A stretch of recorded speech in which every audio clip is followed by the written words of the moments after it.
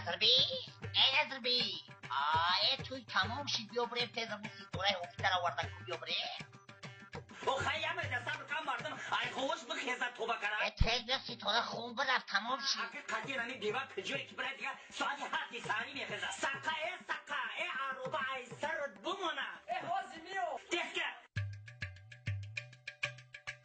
یه در معتمد بشینیم ایست پنداره برای چی آوردی؟ چی میزنی آجا؟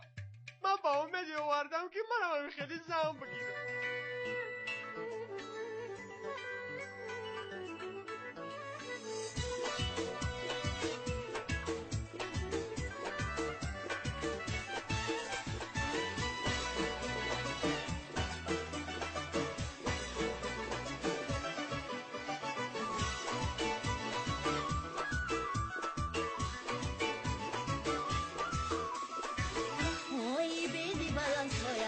ساقینای اوی خواهری نازنینی و غمگینای اوی دوگانه هاشو نزنه بر موی کاش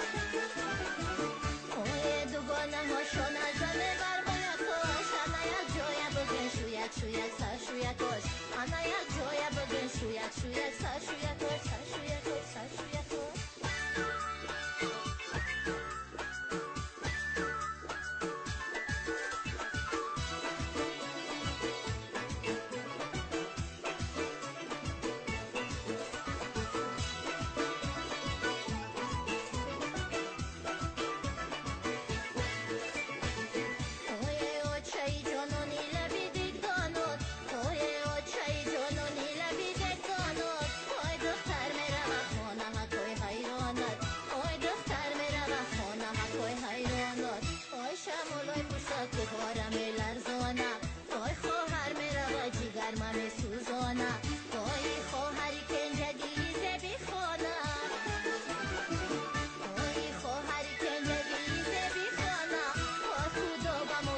مقصد و